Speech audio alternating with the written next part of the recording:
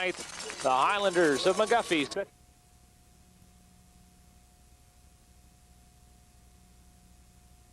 Sports presents the WPIAL semifinals in AAA, as tonight the Highlanders of McGuffey set to take on Mt Pleasant. A rematch of a game back in week 3. A win that night for Mt Pleasant, 21-14 over McGuffey. The Highlanders lost the next week 15-14 to Peters Township, and they haven't been beaten since. Mt Pleasant comes into tonight's game 11-0, top ranked in the WPIAL, outscoring opponents 288-105 through their first 11 ball games. Frank Sworden's in Coach's Corner with Mark Uriah. We'll go there next. One of the better running backs in WPIAL classification, 1 of 5. I think he can run on anybody. Just one here, because I'll never get through the show. Just one spot and then go to the coach's show.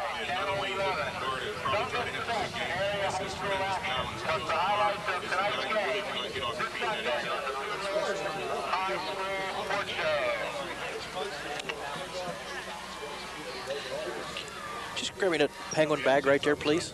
Yeah. I'll stick it under here, keep it out everybody's way.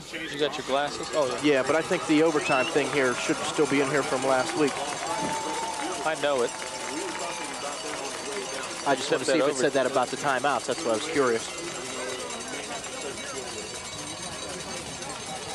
Yo. How bad? It sounded okay to me. Right.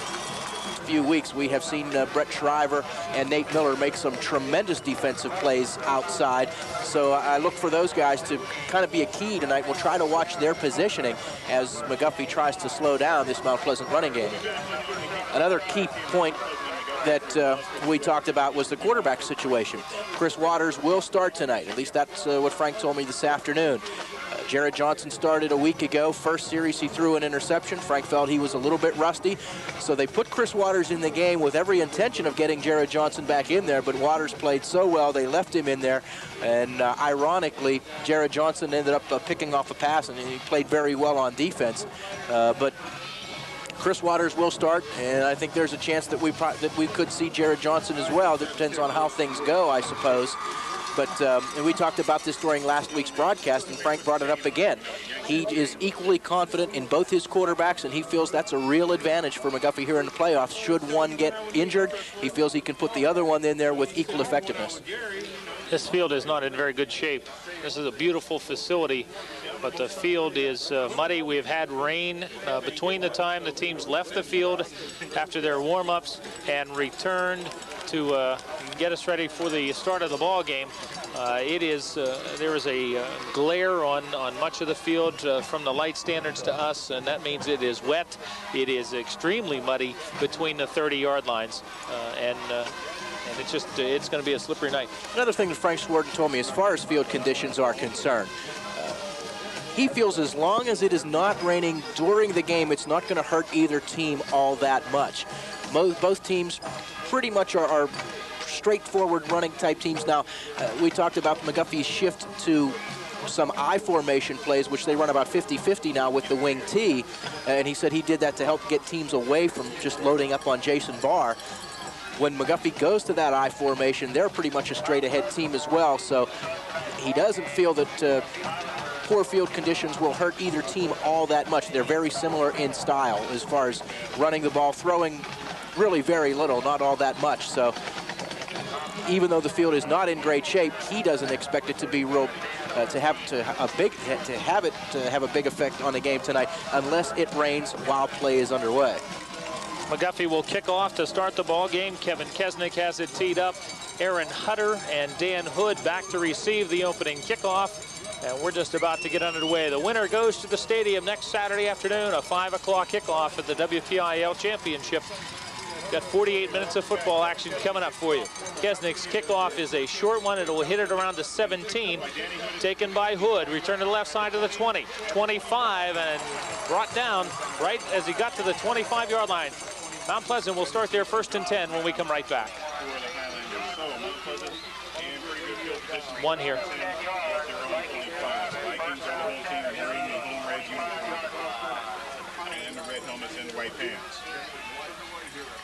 So the Vikings in a rematch here against McGuffey.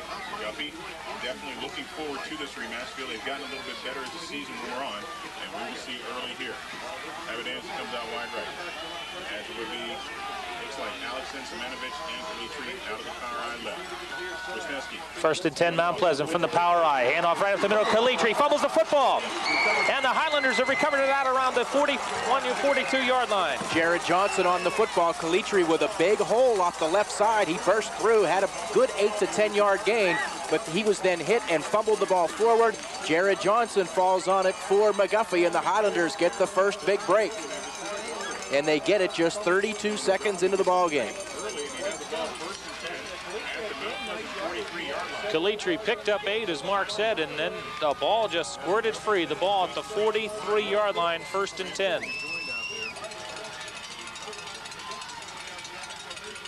Waters with the eye stack behind hand to Barr, who slipped just as the ball was snapped. Barr bounces off one hit, gets inside the 40, stay on his feet to the 35, and down just shy of the 30-yard line. We have seen Jason Barr a lot this year and a number of times over the years during his career at McGuffey, and it just seems that when they need him most, he seems to turn it up another notch, and he did it again right there. He slipped before he even got the ball. He got hit a couple of times, and those defenders did not wrap up on those hits, and he just kept on going. And he is just in very key games this year when they've really needed him to come through. He's done it. Twins to the right side, the eye stack behind Waters. They hand off to Barr, cut back to his left, picks up a yard. Second down and 9 at the 31. Tripped up that time by Rod Rogacki and just grabbed Barr by the ankles as he was getting through the line, holding him to just a short pickup. Waters in there starting at quarterback. Highlanders do shift a lot of people in and out of there on offense, depending on which formation they use. Kevin Kesnick playing wide out, as we saw him last week, and he and Francis both wide right here on second down. Second and 9. Waters to put it up. Has time. Throws inside the 20. The pass is completed about the 18-yard line. It'll be a first down to completion to Jason Francis. Francis going down and just turning back and facing Waters, and was down on one knee and made the catch falling backwards at the 18-yard line, so he's down right there. But another opportunity there for McGuffey to loosen up the defense a little bit of Mount Pleasant and keep them off of J-team. 13-yard completion. Harrison with Norm Jones, first and 10 for McGuffey at the 18. And McGuffey coming out throwing a little bit, trying to vary the offense a little bit.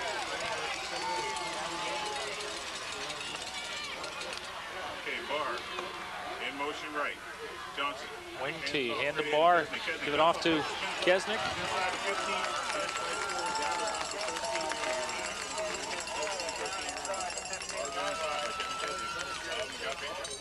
After the timeout, McGuffey comes out in the wing T. Barr goes in motion, and a handoff to Kesnick, taking it right up the middle inside the 15 and down inside the 13-yard line. Pickup of about 5, close to the 12-yard line. Barr going in motion from left to right, and you can bet all eyes on the Mount Pleasant defense are on Jason Barr and where he is going, and gave Kesnick some room to run. Twins near side, one man to cover. The pitch back to Barr, and Barr does not get back to the line of scrimmage. If Waters looks over and can check into a passing play there, McGuffey's got 2 receivers against 1 coverage. Brett Shriver trying to throw a block for Barr, and he did, but there were just too many red jerseys there, and Barr couldn't get any room to run. Mount Pleasant uses another timeout. The coaches obviously saw their defensive mix-up 2 times. Okay, Mount Pleasant trying to get some.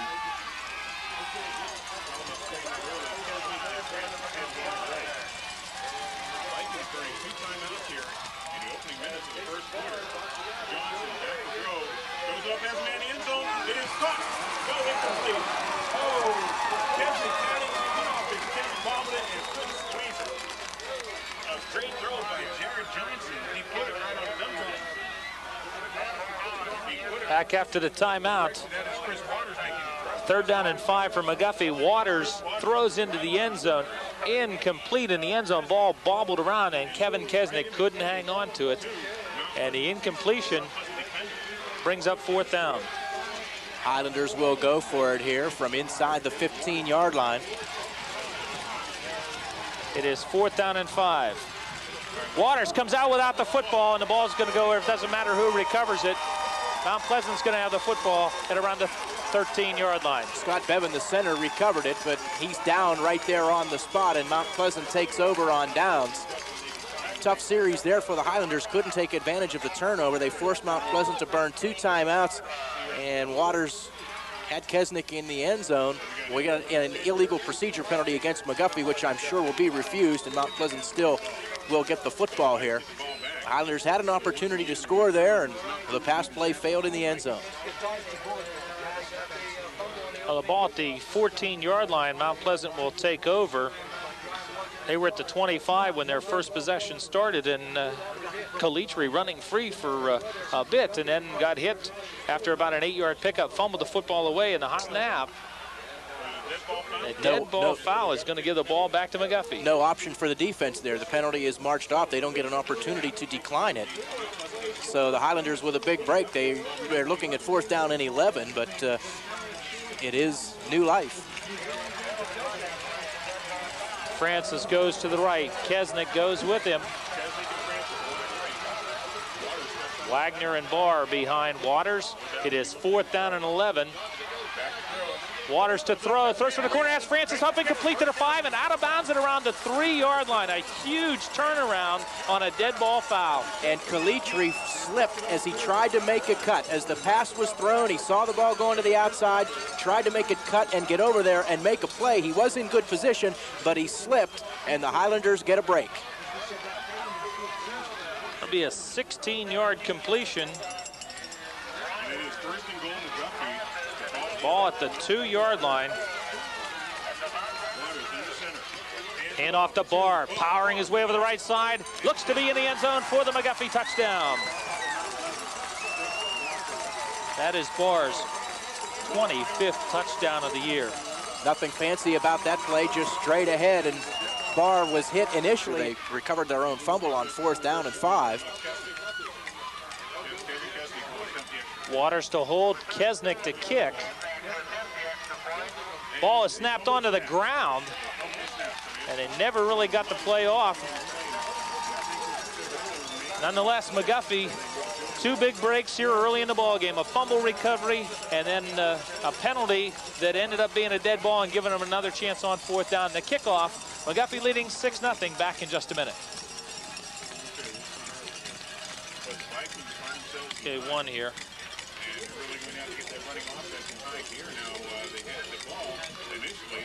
Big hole for Brandon Calitri, but he had the ball stripped away. It was fumbled, recovered by McGuffey. And they're on the drive. They fall down at the 4th and 5. So dead ball foul on the onside penalty made it a 4th and 11. And then Chris Waters connects with Justin Francis for 1st down at the Mount Pleasant 2. And it was Jason Barr powers it in for the Highlanders, and they're up 6-0. McGuffey, 43 yards. Took 8 plays to do it. Final 2 yards. Barr's 25th touchdown of the year. Kick taken by Hutter. Hutter across the 25, 30, 35, and outstop short of the 40-yard line. But Mount Pleasant set up in good field position with 8:50 to play in the first quarter. Joe Brownlee on the stop there for McGuffey. Nate Miller helping out. Highlander defense back out on the field now, and always an advantage to score first in a big game like this. And especially the way the Highlanders did it. I mean, they had to be down emotionally after turning it over on downs, or so they thought, and then they come back and get an emotional lift with the touchdown. Powerized set, Simonovic, Alexson, and Calitri behind Wisniewski. Hand off to Calitri. Hit right at the line of scrimmage and stopped there. Big play by Jeremy Fisher. He came across the line. I don't know if he just shot the gap. It appeared that no one blocked him. He came right through the line and was waiting for Calitri, dropped him behind the line of scrimmage, or right at the line of scrimmage, it appears.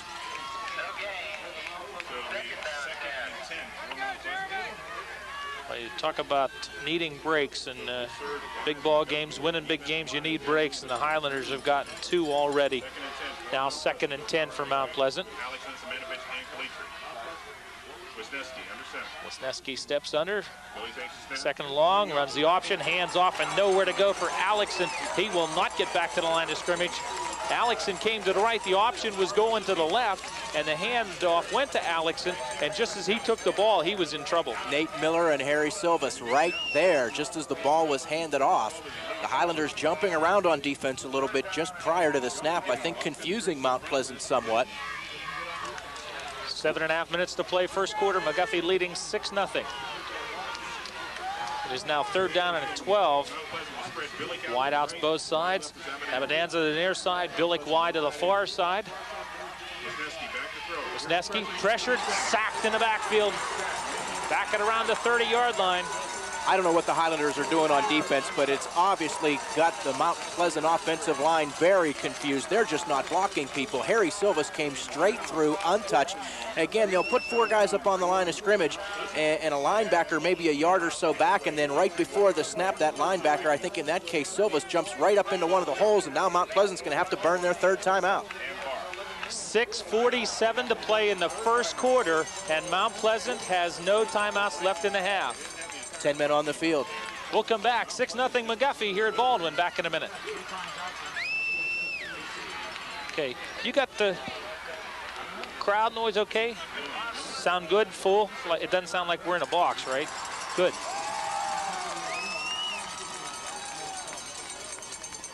Okay. That's Black Hawk and Montour. Okay. Okay.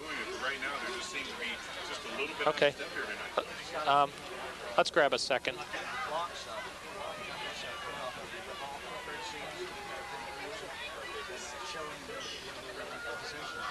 Where are you at? Is that Fedco? The Mount Pleasant defense is going to have to come up big. Oh, okay, good. Try to shut. What a nice pair.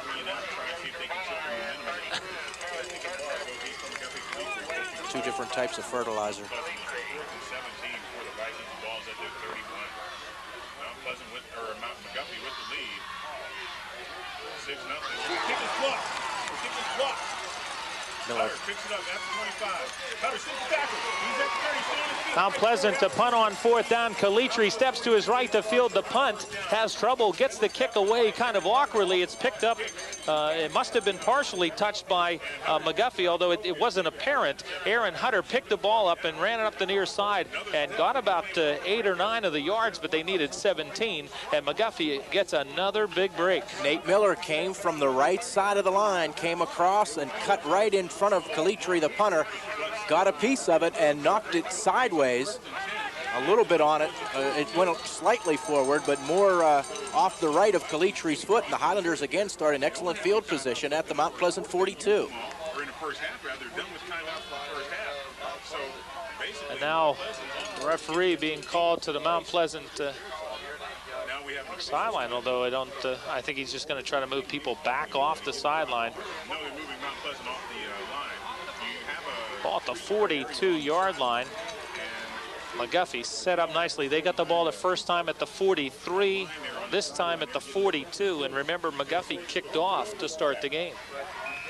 Mount Pleasant does not have a timeout remaining here in the first half. The wheels have just come off. Wide out to the right. The wing backfield set. Barr goes in motion to the right. Movement on the left side of the McGuffey line. Joe Brownlee just leaning in ahead of the snap count, and that will cost the Highlanders 5 yards.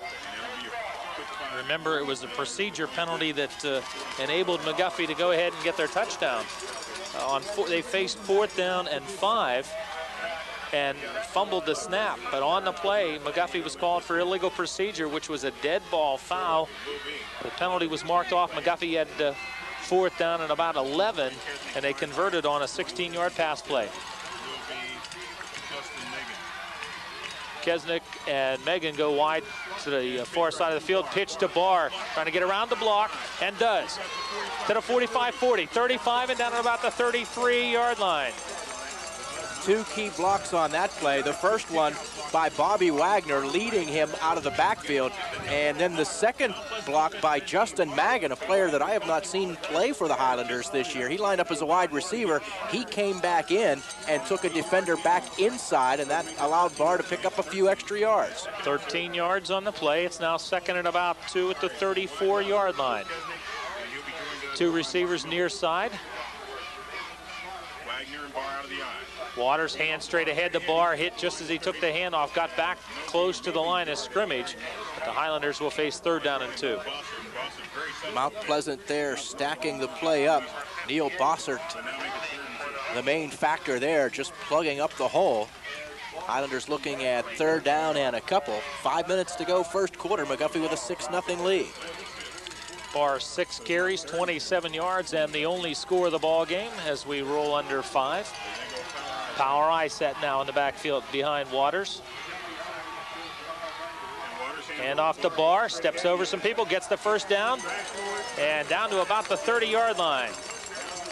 He had already picked up the 1st down, but he ran into Nick Semensky head-to-head. I mean, the two were just straight up, and Barr just kept the legs pumping and drove Semensky back a couple of extra yards.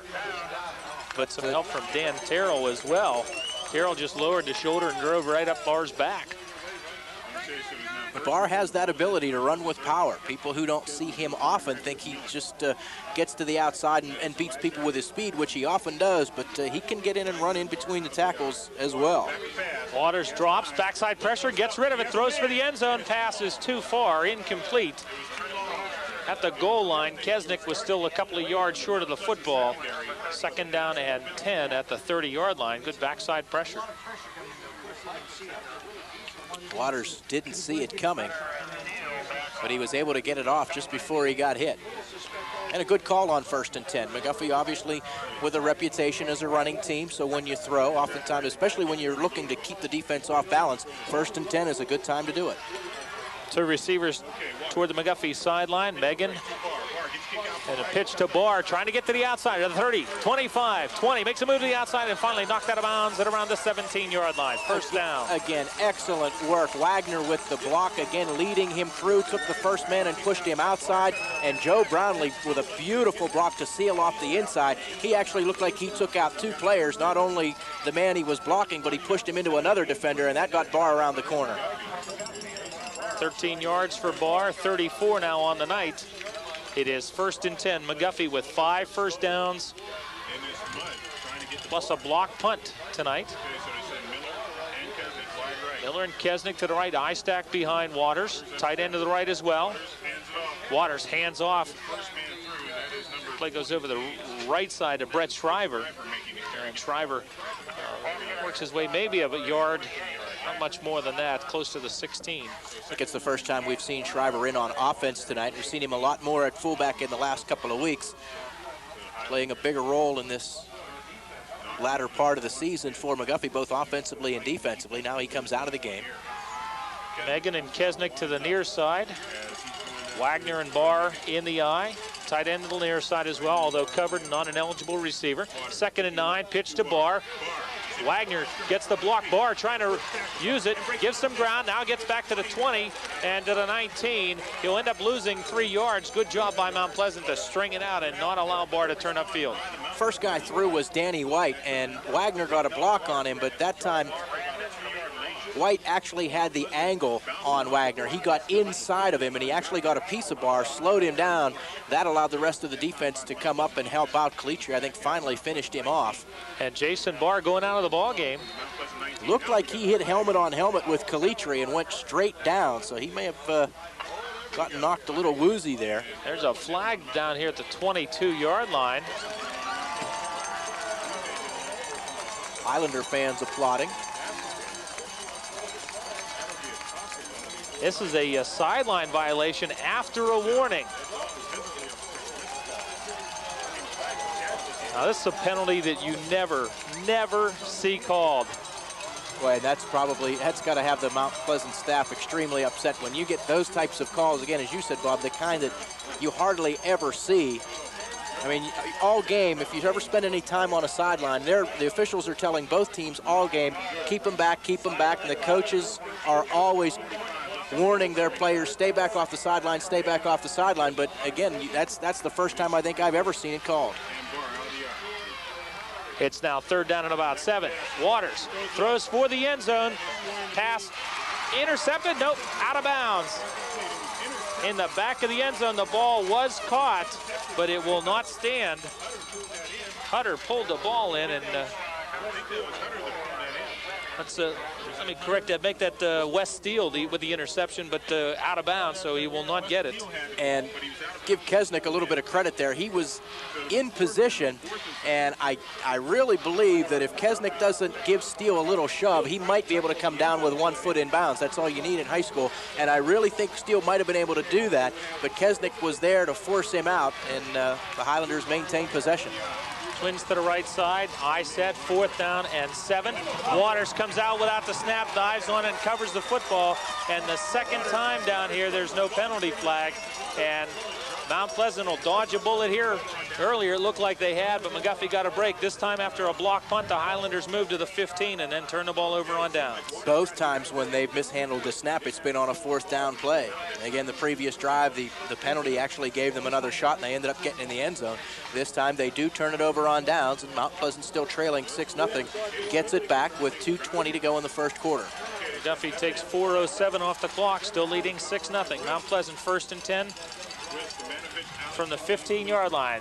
Power eye set behind Wisniewski. Keep on the near side, and Wisniewski does not get back to the line of scrimmage. Schreiber, Jason Johnson, and Tim Williams in there for McGuffey defensively. They are probably right now in the muddiest part of the field. So muddy, in fact, that the umpire can't even stand up to put the football. And that's really where all the action has been so far, from the Mount Pleasant 40-yard line on in. Alexson, Simonovic, Kalitri in the power eye set behind Wisniewski. Ball's on the ground. Wisniewski picks it up, but just as he does, he gets hit and dropped back at the 17, a loss of another yard. I think it was Nate Miller who was right on Wisniewski as soon as he picked up the football. Miller, Harry Silvas in there. It was either Harry Silvas or Jason Johnson. One of those two was right on Wisniewski. As soon as he picked up the football, he had a couple of arms wrapped around him and he went right down. Correction, the spot is the 12-yard line, a loss of a yard. So now 3rd down and 13, Mount Pleasant. About a minute to play in the first quarter. McGuffey leading 6-0, taking advantage of 2 of the 3 breaks that they've gotten here early on. Wisniewski steps under center.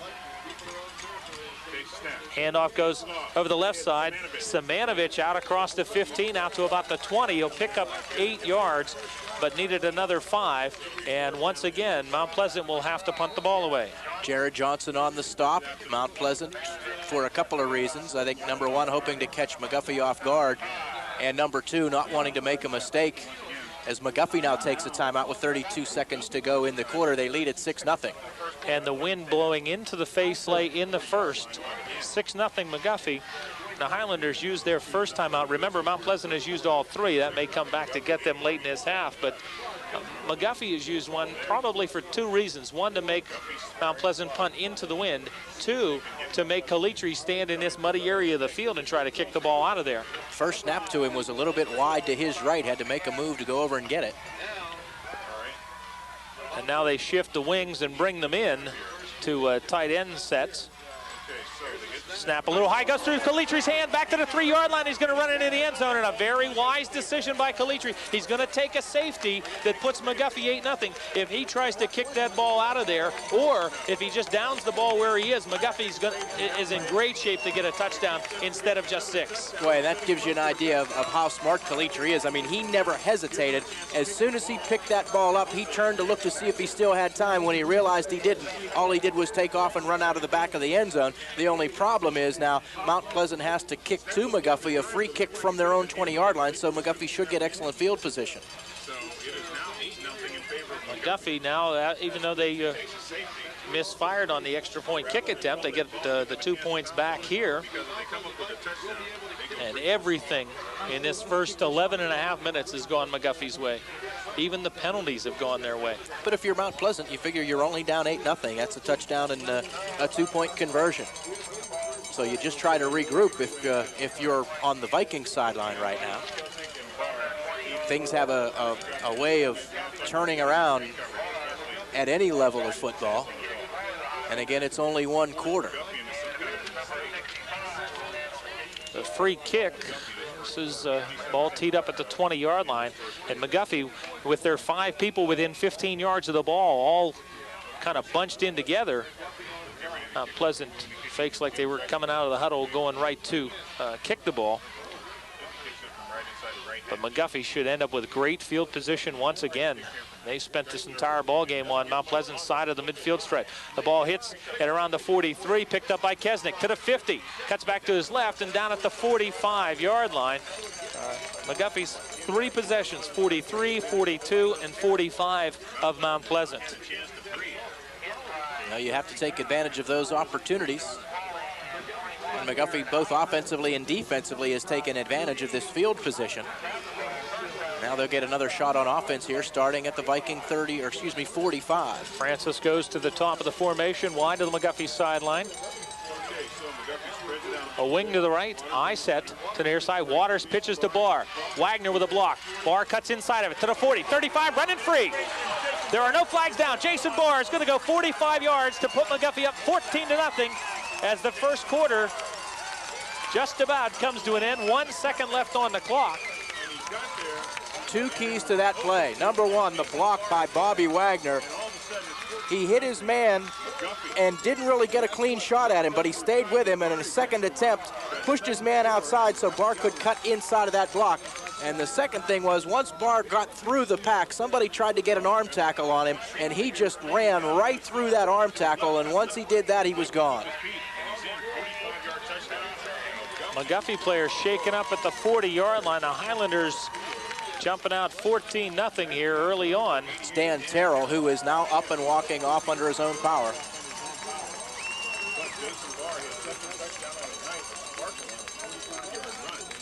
Mark, the reason I started to say as the first quarter comes to an end, when Barr hit the 15-yard line, looked at the scoreboard, and there was 1 second to go, and it still says 1 second.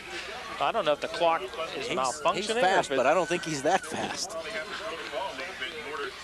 Now the Highlanders will attempt the extra point. Kesnick using the elastic strap to pull up the front of the right toe. Waters to hold, snap a little high. Waters puts it down. Kesnick's kick does not get there, and the kick is no good. 14-0 McGuffey. 1 second to go in the first quarter. The kickoff when we come right back. All right, what do you got here? 2, please.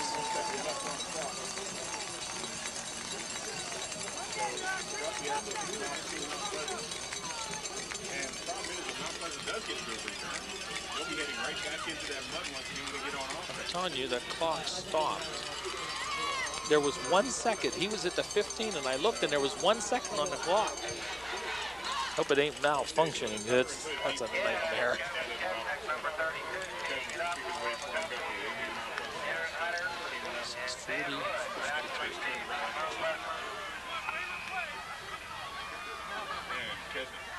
Away, short kick, way short, and it comes to Billy. Billy,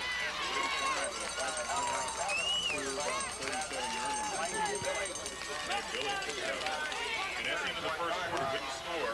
McGuffey 14, Mount Pleasant 0. We'll be back in the second quarter. McGuffey kicks off to wrap up the first quarter. The kick, a short one, taken by Mike Billick and returned out to about the 37-yard line, where Mount Pleasant will start 1st and 10. The first 12 minutes of tonight's WPIAL semifinal, all McGuffey. We'll see what the last 3 quarters hold when we come back to Baldwin after this timeout. Okay, man, I think we can get 2 here. Everything all right? Good levels from us? So good I buried the needle. Beastie. Crowd might good and all that.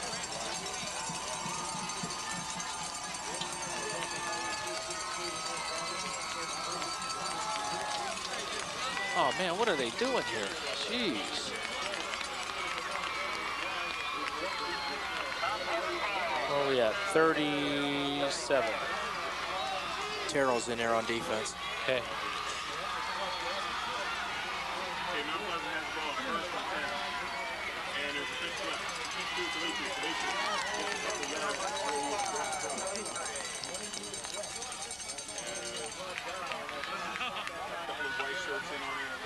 First and 10 Mount Pleasant after the end of the quarter. Hand off to Calitri running the left side. Picks up a couple of yards. The ball out to the 39-yard line. Second down and about 8. Dan Terrell, we mentioned, was injured, walked off under his own power. He is back in there at his defensive tackle spot here on defense. Abundanza wide to the near side. Power eye set. Alexson, Samanovich, and Calitri behind Wisniewski. Calitri gets the handoff. Got close to the line of scrimmage and then surrounded and corralled. They'll call it no game. Third down and about 8. Kesnick, Wagner, and others, including Jeremy Fisher, all there on the stop for McGuffey. And well, that simple off-tackle play is where Calitri got the bulk of his yardage in the first meeting between these two teams. And that play just has not been there tonight. You had to figure if the Highlander defense worked all week to stop one play, that was it, and they've done well here so far with it tonight. Third and 8. Wisniewski with an eye set behind, movement on the McGuffey side of the line. They jumped into the neutral zone. Now the question is, were they drawn? It's Kevin Kesnick jumping up in there between the two defensive tackles, trying to anticipate the snap count. Just got in there. And still, well, now we get the walk-off against McGuffey. We got the walk-off before we got the signal. We never did get a signal. It's third down and about 3 yards to go.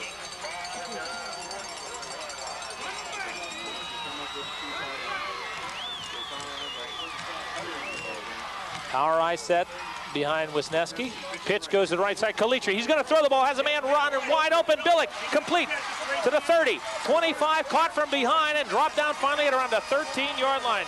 Calitri hit Billick in stride. Give Chris Waters credit for saving a touchdown. It didn't look like anybody was going to get anywhere near Billick, but Waters, once he realized that Billick was behind him, he just took off and ran him down from behind.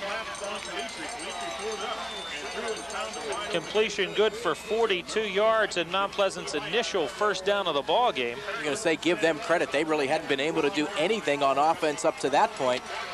And the more you struggle, the more confidence the defense gets. And McGuffey was just confident that they were going to stop anything. That may put them back on their heels just a little bit. From the 14, pitch to Calitri, run to the near side. Hits, stood up, and does not get back to the line of scrimmage. Jason Johnson taking on a blocker, turned the play back in so that Nate Miller could make the tackle. They're just stacking up that outside play, and Calitri does not have a hole to run through when he tries that off-tackle play, either left or right. Well, McGuffey did not at all care for the 200-plus yard running game that Calitri put on them back in week number 3. And part of that dislike is what made the pass possible. The fact that Calitri got the ball and the Highlanders sold out. Pitch back to Calitri, running right side. Gets forward for about 4 to the 11-yard line. That'll bring up third down and 7 at the 11. Looked like it was going to be a bigger gain, but Harry Silvas grabbed him by the ankles and hung on. Calitri then went down right in probably the worst spot on the entire field, on the right hash mark between the 10 and 15-yard lines. Quick running back comparison. Jason Barr, 10 carries, 76 yards, 2 touchdowns. Brandon Calitri, 6 carries, 13 yards. Mount Pleasant facing 3rd and 7 at the McGuffey 11. 2 tight ends, power eye set. Play action, Wisniewski in trouble, runs out of a hit. Throws it for Billick at the goal line, incomplete. Nate Miller made the play. He came in again and appeared untouched. As soon as Wisniewski turned to throw, Miller was right in his face, and Wisniewski had to step up and avoid it. Miller appeared to have him around the waist, but the little sidestep move by Wisniewski forced Miller off balance. So Wisniewski was able to at least free himself and get in position to step forward and throw, but the timing of the play had been thrown off. 8:33 to play in the half. 14-0, McGuffey in the lead. It is now 4th down and 7 at the McGuffey 11. Twins to the near side.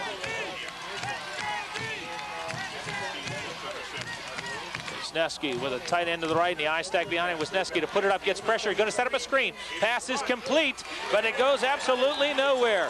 Hunter tracked down back at around the 14-yard line. McGuffey will take over. What an excellent play by Jason Johnson. You could see the screen coming as the defensive lineman just came through too quickly. So you could see the screen was being set up. Johnson was laying back here on the near side, and he just ran right underneath the screen and ran it down and shut the play down. Just an excellent defensive play. Looked like it was set up well, but Johnson was not fooled by it. Loss of 3 on the completion. And McGuffey takes over on downs. We'll call it the 15-yard line. Waters under center, hands to Barr, straight ahead, bounces back to his right. It's across the 15 out to about the 18, a pickup of 3. Barr ran into a stack and he lowered his shoulder and just drove his helmet right into Ray Alexson and bowled him over backwards.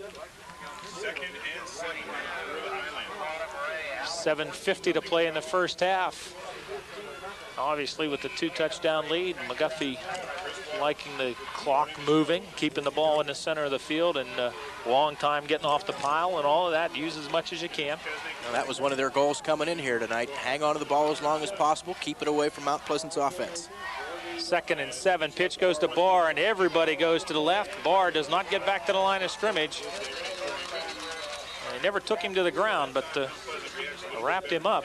Bobby Wagner has been throwing some great blocks for Jason Barr on that little pitch play. And that time, as it happened once earlier in the first quarter, Danny White came in and he got inside position where Wagner still was able to get a hit on him in a block, but White was still able to get a hand on Barr and slow him up, and everybody flowing to that side, they caught up to Barr in a hurry. Kesnick goes out. Now Wagner, Shriver, and Barr, and McGuffey right back in that mud where most of this ball game has been played. 3rd down, a hand to Barr over the left side, trying to run out of a tackle, gets the first down and makes one man miss to the 30, 35, 40, looking back to throw a stiff arm, 50, and down at the 47-yard line. Barr broke a tackle by Nick Semensky, and then a little shove move on Wes Steele. He just kind of slowed up and stuttered stepped, and Steele tried to put on the brakes, but with the field conditions being what they are, Barr just shoved him aside with his hand and then had clear sailing after that. And I just think a lot of people here tonight are going to be finding out. Those who don't know about Jason Barr will certainly know a whole lot about him before this game is over. You hear a lot of people here in the press box who've never seen him play before, somewhat in awe. From the wing tee, 1st and 10 at the 47. And off to Kesnick. Kesnick to the 35 and down to the 32-yard line. 1st down. Huge hole in Wes Steele hanging on by the ankles as Kesnick just blew through it. Give the McGuffey offensive line some credit. They are opening up some big holes. Scott Bevan, the center. Joe Brownlee and Chad Pettigo, the guards. Sean and Jeremy Fisher, the tackles. Ben Richey also shifting in and out of there as well. Dan Terrell, the tight end. They are just doing an outstanding job of opening up holes for all the running backs.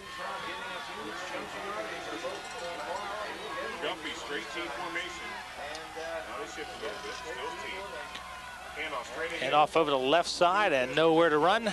It's like Kesnick again, and the play goes nowhere. 2nd down and long. Kesnick ran right into the back of Sean Fisher, who was trying to throw a block for him, but kind of a stalemate between Fisher and Neil Bossert. And that's an advantage for the defense because there just was no room to run for Kesnick. As I mentioned, he ran right up Fisher's back, and by the time he tried to bounce off of it, he was caught and dropped.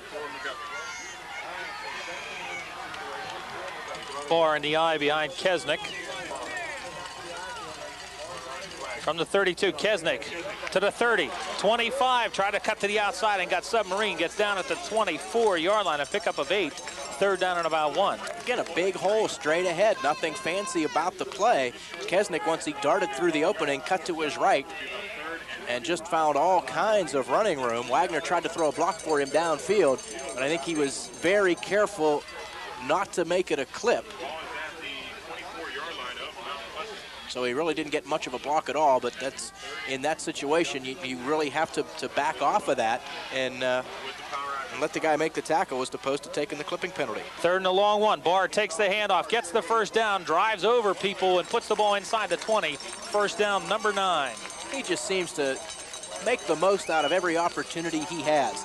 That time he ran into Wes Steele, and he turned his body sideways, kept moving forward, and he didn't really allow anyone to get a good, clean, solid hit on him, and by turning his body, he was able to lean forward and pick up a couple of extra yards. Ball at the 18-yard line. 2 tight ends, wing to the right. Waters hands to Shriver. Shriver trying to find some place to go, now trying to run out of a tackle, and he won't be able to do either. Shriver drop back. They'll spot him at the 21-yard line, a loss of 3. Ron Slater with the stop for Mount Pleasant, but Shriver had to put on the brakes. There was no room to run, and as he tried to bounce it outside, Slater wrapped him up, spun him down, and dropped him for a 2-yard loss. McGuffey with a 14-0 lead, just under 4 minutes to go in the first half. And the Highlanders on the move here, starting deep in their own territory, have driven it down to the Mount Pleasant 20-yard line. Now second down, about 12 from the 20. Pitch to Barr, run the left side. Barr trying to get to the outside and can't do it, and will do well if he got back to the line of scrimmage. Again, White crashing in from the outside, forced Barr inside and forced him right into Neil Bossert, who didn't wrap him up totally, but just got enough of him to knock him off balance, and then a number of other Mount Pleasant defenders able to come in and drop Barr. So it's now third down and about 12 for McGuffey. Barr with 15 carries. Waters wants to put it up, has 2 receivers going out to the left. Pass to Francis, inside the 10 and out of bounds at around the 7-yard line. First down. That's a beautiful timing pattern there. Francis going down to about the 5-yard line, putting on the brakes, then coming back for the football. But the ball is thrown really right about when he hits the 5-yard line, and it's thrown a couple of yards behind him, and it's just perfect timing so that as soon as Francis makes his break, he turns around and the ball is right there. Very little that a defender can do about that. Third catch of the night for Francis, third completion for Waters, 43 yards passing. Clock stopped at 2:48. First and goal at the 6, pitch to Barr. Barr to the 5, to the 4, and brought down a pickup of about 2. Steele over there, drifting over to make the tackle on Barr. McGuffey starting this drive at their own 15-yard line. And started with 8.5 minutes to go, and they're now down under 2.5. They've chewed up 6 minutes plus. Barr needs about 6 more yards, and he'll run the odometer over to 2,000 for the season. Second and goal at the 4.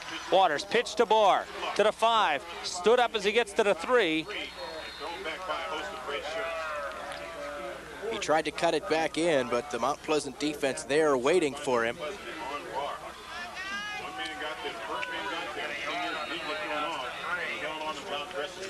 McGuffey will use a timeout. 1:52 to play, first half. 14-0 McGuffey, and the Highlanders third and goal at the Mount Pleasant 3. We'll be right back. McGuffey has 1 timeout remaining, 1:52 to play in the half.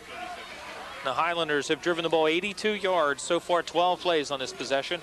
Now face third and goal at the Mount Pleasant 3. They took over on downs at the 15. This is just the second possession of this second quarter. Mount Pleasant got the ball with a second to go in the first, and now McGuffey's trying to run out the clock the other end. Oh, Bob, a few years back, you and I saw an Upper St. Clair Mount Lebanon game here where I think Upper St. Clair had the ball for nearly an entire quarter on one drive. McGuffey not quite with that much time here, but doing just what they want to do. Third and goal at the 3. Waters hands to Barr, straight ahead to the 2. Barr gets one more, so now it's fourth and goal at the 2-yard line.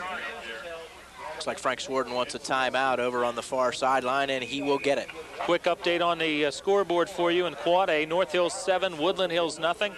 No score, Blackhawk and Montour. They are in the second quarter. 1:35 to play in the first half. McGuffey facing 4th and goal at the 2. Back in just a minute. I don't think there's any question that McGuffey goes for it here. They've had a lot of problems with their kicking game. They've gone through 3 different kickers this year as far as extra points go, and that's right about where they are right now, is what would be basically an extra point as far as a field goal distance is concerned. But they've just had so much trouble, and they couldn't even get the snap back on one of the extra points a little bit earlier. So there's no question that they go for it, and here they come up to the line. 4th and goal at the 2-yard line, leading 14-0. Unbalanced line to the right, power I set behind Waters. Barr takes the handoff to the 1-yard line and did not get in.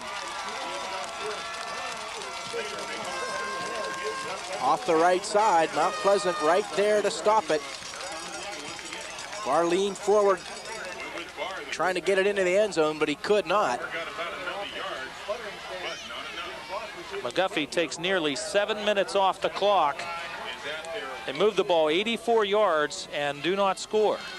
If Mount Pleasant comes back in this ball game in the second half, they can point to that series right there where they kept the Highlanders out of the end zone. I mean, it could be 20-0 right now, maybe 21, and then it's a whole different mood in that Mount Pleasant locker room at halftime.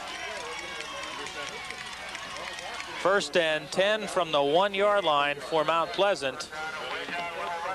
Carry for Wisniewski straight ahead to about the 4-yard line. And you wonder what Mount Pleasant will do in terms of changing things up. Calitri, obviously, their #1 man as far as their offense is concerned, but he has been shut down by McGuffey here in the first half. Now, Wisniewski is a pretty good runner himself. We have not seen him carry the ball a whole lot tonight. He did right there, but they may have to go to some other options here or try to find other ways to get Calitri in the open. It is 2nd down and 7 at the 4. Wisniewski hands off to the fullback, and to carry over the right side with some running room goes Alexson. Alexson out across the 10 to the 15-yard line, 1st down. Barr was right there to drop him to make sure he didn't get beyond the secondary, but a broken tackle right at the line of scrimmage allowed Alexson some running room. Barr came across and dropped him. 23 seconds to go in the half. Mount Pleasant used all their timeouts in the first 6 minutes, so not much they can do right now. Just the second first down of the half for Mount Pleasant. 10 seconds to go. Wisniewski seems to be changing over the line. 2 tight ends. Pitch comes back to Calitri.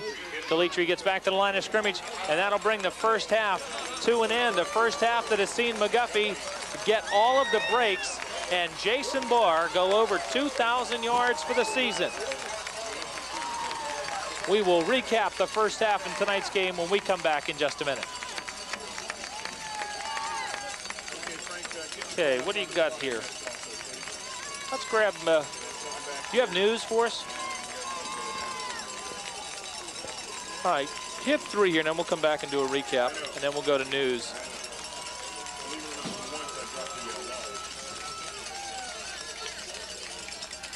Okay. Mark talked about some of the defensive adjustments, probably, and not having seen the first game, but heard a lot about it, to talk to some people. The adjustment that at this point, to me, would appear to make the biggest difference is what McGuffey is doing now this ball game with the defense. We're losing to Valley.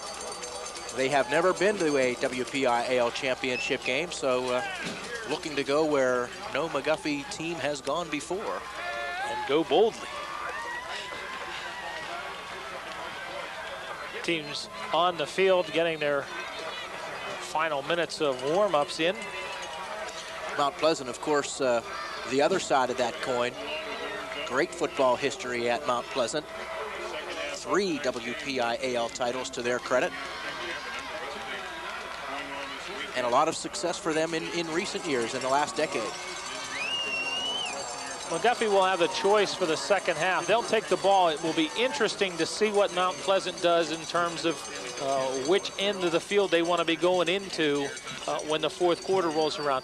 I got to believe that Mount Pleasant wants to move from left to right in the fourth quarter so that should they get down close in a situation needing to get in, they're in much better footing than to our left. So I expect Mount Pleasant to defend the goal to our right to start the second half. That's by the time the fourth quarter rolls around. Well, the other reason I think that may be what they do, Mark, they may defend this goal to our right, is that they will kick off with that wind and try to get McGuffey pinned back deep, force McGuffey to punt into it. One thing that we have seen tonight, the kickers, whether they be the punters, place kickers, or the guys kicking off, it's real hard to get any kind of footing down there, so you have to be a little bit more tentative than you normally would making a kick, and consequently you don't get as much on the ball.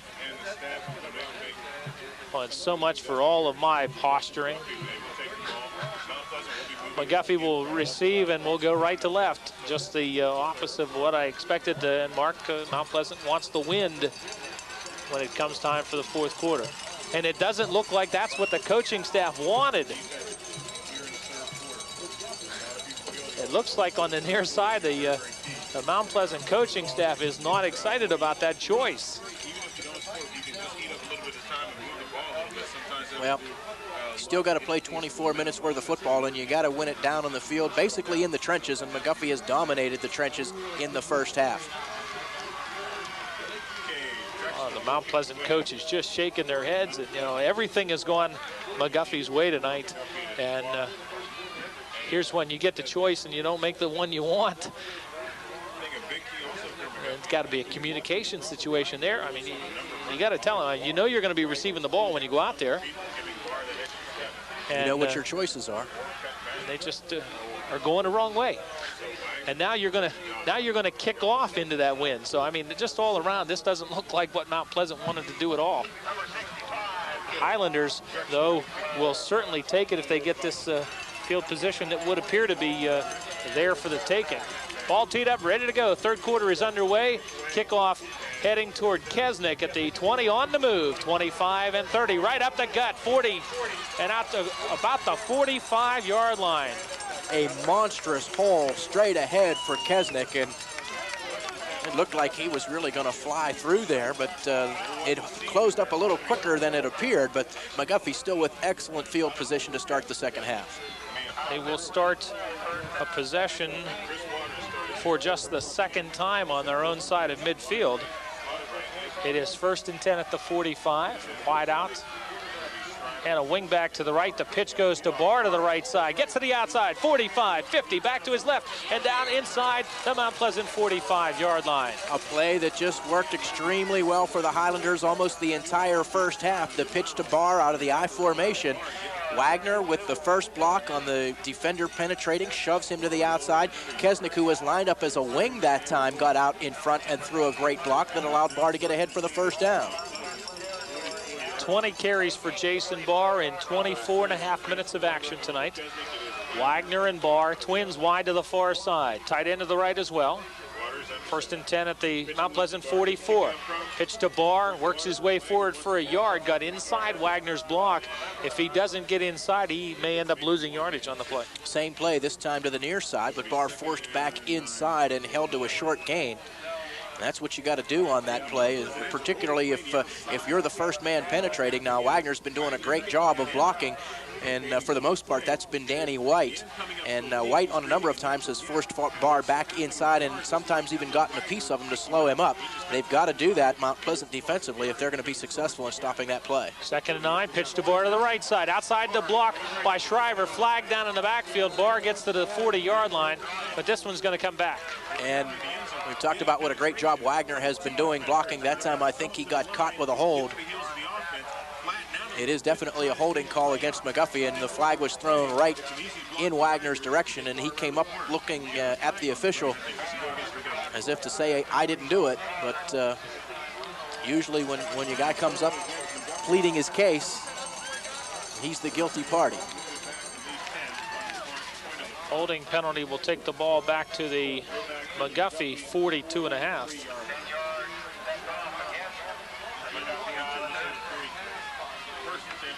Highlanders unofficially with 4 penalties now.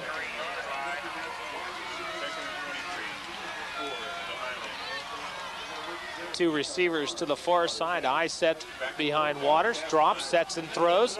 Out pass to around the 45-yard line. Pass is complete. Francis with a nice little comeback route, and again, it's that timing pattern. He goes out, makes his break, and by the time he turns around and starts coming back for the football, it's right there. And a little bit tighter that time with 2 receivers over there. Of course, that's going to draw more defenders. But a good throw by Waters, who has gone all the way at quarterback here tonight. He and Francis have worked on that little timing pattern a number of times tonight. Waters 4 of 7, 56 yards, all 4 to Francis. Now out of the wing formation. Barr sets in the backfield, takes the handoff, runs to the right side, has some room to the 40, bounces off a hit and finally out of bounds at around the 37-yard line. McGuffey will be 3 yards short, facing 4th and 3. Well, Joe Brownlee pulled from his left guard spot to lead Barr around the right side, and he ran all the way downfield and couldn't find anyone to block. Just great work by the McGuffey offensive line tonight, and even when a penalty looked like it was going to force them into a long yardage situation, they were still able to get themselves up now in an area where they're lined up to kick the football, but don't be surprised if they snap it to the short man. Carroll's punt will go down the middle of the field to about the 12. Hutter to the 15, slips a couple of tackles, still on his feet, gets out close to the 20-yard line. Mount Pleasant will start 1st and 10 at their own 20 when we come back in just a minute. Okay, 25-yard punt to the 12, return to the 28 yards. Okay, 1 here. That's big for Mount Pleasant, stopping the first time. So the Viking defense, they're going to slow up McGuffey a little bit, see if they can get the other one. And you're right in the muddiest part of the field. Right on the left hand, about the Mount Pleasant 1st and 10 at their own 20-yard line. Wisniewski hands off over the left side. Simonovic hit just as he took the handoff. Did a nice job to spin out of that and get back to the line of scrimmage. Boy, Nate Miller, Terrell, also Jeremy Fisher, all there for McGuffey. And Mount Pleasant did what they wanted to do and got the ball back quickly without allowing McGuffey to score or hold on to it for too long a period of time. So I'm sure one of the things they talked about doing in the locker room right away in the second half they've accomplished. Now they've got to try to get it going on offense, but not much luck on that first down play. 2nd down and 10 at the 20. Wisniewski hands to Calitri, trying to run the right side. Wagner hits him and takes him down after about a 4-yard gain. That time the play a little bit delayed as the play looked like it was going to go to the left, and then Calitri actually went to the right side as Wisniewski spun all the way around to hand it to him. But the Highlanders there to keep it to a relatively short gain, and Mount Pleasant looking at 3rd down and a long 5. Calitri, 8 carries, 17 yards tonight. 3rd and 6 at the 24. Wisniewski hands to the fullback. Alexson picks up 5, but needed 6 and is going to face now 4th down and about 1. Well, he slipped down and he got to the 29-yard line, a good yard short of the first down. Talked about Mount Pleasant and the fact that they don't throw a lot. In the first meeting between these two teams, they threw 1 pass and it was intercepted. Ball just inside the far hash mark. That's going to put Calitri right in the mud. And he's had a couple of bad snaps tonight. If he has to step to his left to get this football, Mount Pleasant may be in big trouble. 4th down and 1. The snap to the short man. They're going to run for it. And they fake the carry. Second effort is going to get a first down. I think Hutter is going to get it. Boy, if they spot where his knee hit down, I don't think he gets the first down. He had it, got driven back, and his knee hit down at the 29-yard line. I don't think, if they make that correct spot where the knee hits down, he doesn't get the first down. This is going to require a measurement, and I think they may just have it. But from up here, it looked like the knee hit down at the 29 or 29.5-yard line. It looks like they had to put the nose of the ball just shy of the 30, and the ball is on the 30-yard line. This is going to be a first down, I'm pretty sure. The official who spotted the football was about 5 yards downfield and then came back to mark it. From up here, it looked like the knee hit down, though, before the 30. Oh, and they stretch the chains tight, and Mount Pleasant is about 4 inches short. 7:13 to play. That's a gamble that you cannot lose. Well, and I think it's a little bit too early in the ball game to make that gamble. Again, you're only down 14-0.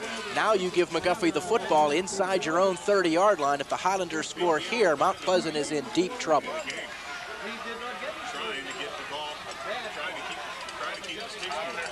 So Miller First and 10, McGuffey now at the Mount Pleasant 30-yard line. Short field to work with. Waters pitches to Barr. Kick out block from Wagner. Barr picks up just a yard, gets to about the 29. Now the Mount Pleasant defense now knowing that they have to make something happen right here. They stopped the Highlanders on their first possession here in the second half, but they know that they cannot afford to give up a touchdown right here. And with the Vikings inching people ever so closely to the line of scrimmage, that may open up a quick pass. We'll see if the Highlanders try to go to it. They've thrown a little more tonight than we have expected from them. Second and 9 at the 29. Waters hands to Barr, slips the first hit to the 25, 24, pick up of 5 yards. Nick Szymanski hit Barr right around the line of scrimmage, or just a yard or so beyond it, but Barr was able to break that tackle. Now he gets McGuffey into a very manageable situation. Third down and about 4 yards to go in 4-down territory. Now, if you're the Mount Pleasant defense, you really, as much as you'd like to think run and keep your eye on Jason Barr, you just can't be that selective. Miller goes wide to the top of the formation. Third down and about 4 at the 24-yard line. Barr from the wing formation. Waters hands to Barr.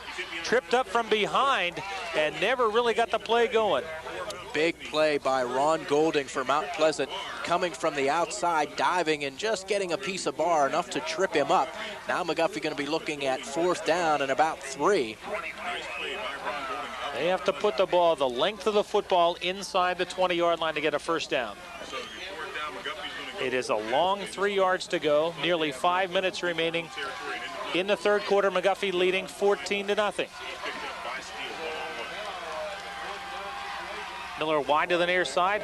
Waters fakes, has nobody open, rolls to his right, tries to slip a tackle, pulls the ball down, and is not going to get the first down.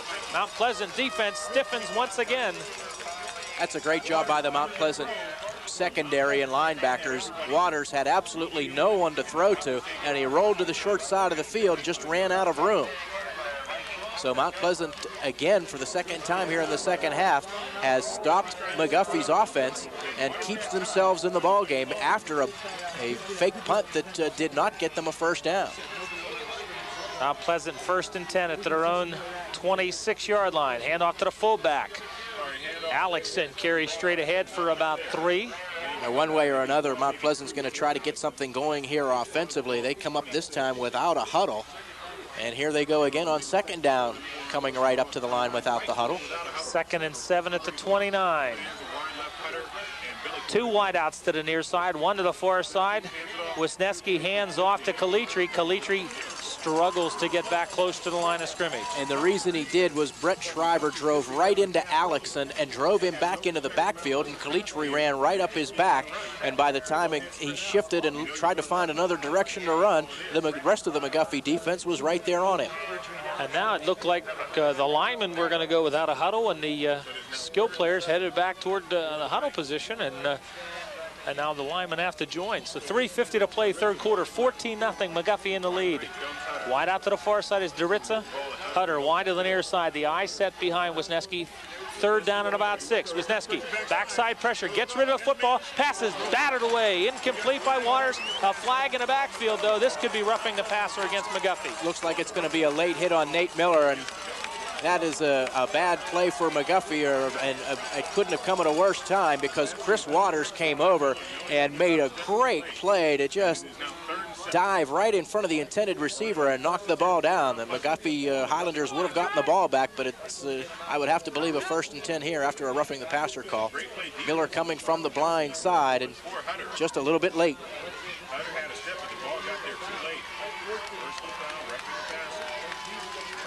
That could be a huge turning point in this ball game. Ball will come out to the 44-yard line. Mount Pleasant has struggled to pick up first downs here all night long. It's only their first here of the second half. And if you're McGuffey's defense, you don't want to give them any first downs at this point. Wisniewski under center, 1st and 10 at the 44-yard line. Hand off, now the pitch back. Wisniewski to put it up. Pass on the near side is intercepted by Jason Barr at the 38-yard line. McGuffey has taken the ball away, and the Highlanders start 1st and 10 at their own 40-yard line. 3:29 to play in the third. 14-0 McGuffey. We'll be right back. Okay, man. Sorry to cut you off, EB. We got to get some Oh, spot. I can see that.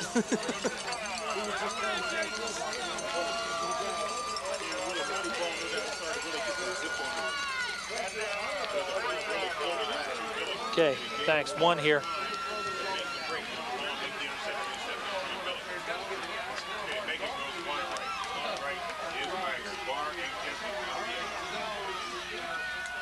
First and 10 at the 40. Hand off to Barr. Straight at 45. Put the head down and out to midfield. A pickup of about 11 and a first down for Jason Barr. And he just bowled over Eric Newell, who was cutting across and lowered his shoulder. Barr just ran right over top of him.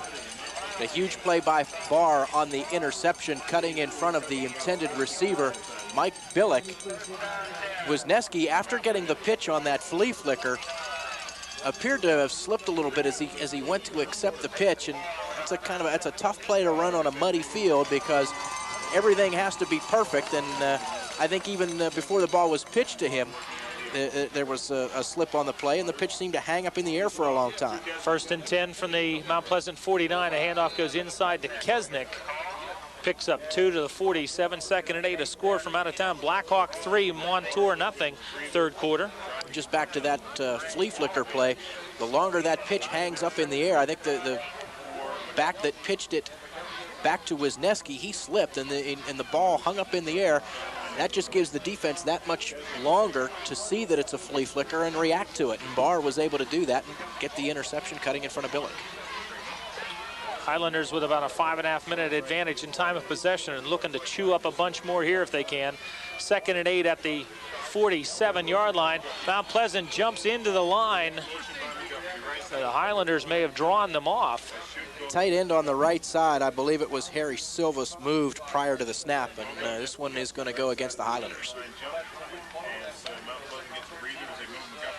Ball will move back to the 48-yard line. Well, make it a long mark off, make it the 47 of McGuffey. Well, both teams continue to struggle here a little bit in the second half. McGuffey with a couple of possessions, not able to take advantage, especially after the 1st and 10 at the Mount Pleasant 30-yard line. But one thing that is in McGuffey's favor is the clock, as we're inside 2 minutes to go in the third quarter. On the wing tee, Waters hands to Barr, running right side, gets only back to the line of scrimmage. McGuffey will be more than happy to just kind of continue in a stalemate type mode here because they have the 14-0 lead and just continue to allow time to run off the clock. And punt with the wind.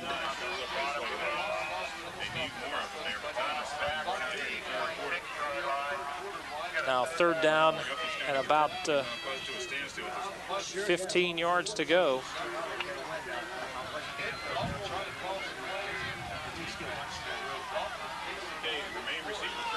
Francis and Kesnick go wide to the right.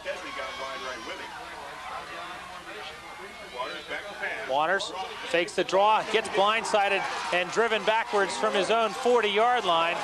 And now a personal foul flag comes in as well. Now Danny White hit him and drove him back, and all he had to do was ease up on him, but he just kept on coming, kept on driving, and then he threw him down to the ground. If you throw him down to the ground right away, then it's probably not a penalty, but he drove him back 10 yards. Waters clearly eased up on the play, knowing that the whistle had blown, but White did not. And McGuffey gave Mount Pleasant a first down with a roughing the passer call, and now the Highlanders are going to get a first down themselves on really a mistake by Mount Pleasant. And Mount Pleasant has called a timeout as well. With a minute to play in the third quarter, 14-0. Now they're going to pick up the flag.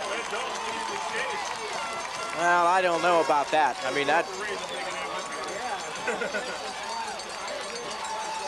And here's something that's really bad. You got a referee who was looking off of the play. You had a line judge that saw the whole thing and threw the flag, and now the referee's going to overrule the line judge here on whether or not there should be a penalty. Waters got driven 10 yards back and then thrown to the ground.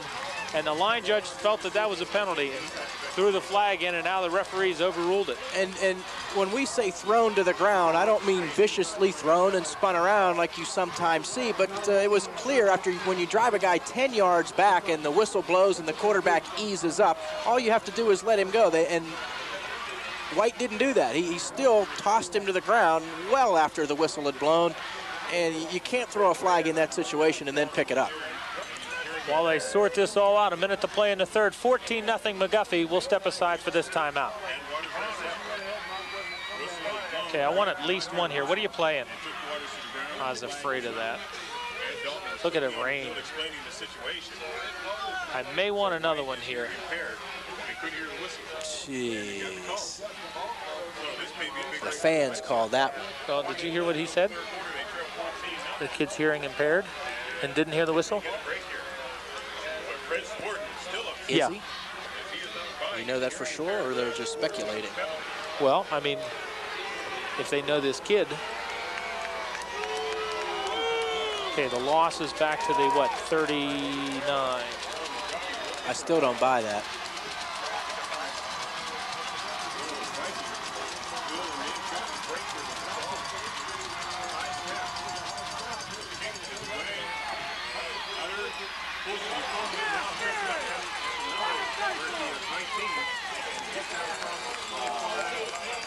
After they get things all sorted out, McGuffey will have to punt from their own 39-yard line, and a punt taken back at around the 20 by Hutter. He bobbled the ball, dropped it, and then picked it up. Returns it about 7 yards out to the 27-yard line. So this will be a 41-yard punt. Big time kick there by Terrell in a pressure situation, and now the rain's starting to come down very, very hard. Some speculation up here in the press box that White may be hearing impaired. Maybe that's the reason that they picked up the flag. But I mean, when you drive a guy back 10 yards and he eases up, you still got to let him go. Mount Pleasant 1st and 10 from the 28. Alexson gets the carry and gets not much more than that. 20 seconds to play in the quarter. It'll bring up 2nd and, yeah, it looks like they'll spot him forward for maybe a yard. And the third quarter has come to an end. It has been McGuffey's battle in the first half. They led 14-0 at the half, and they've now chewed up 12 minutes in the third quarter. 12 minutes to play. McGuffey leading 14-0. Back in just a minute. Okay, get 2 here. Okay, 0, that's 8.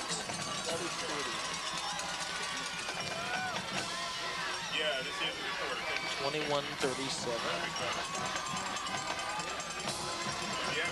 If you have an ABC make good in there, go ahead and get it queued up, and I'll try to take a break here.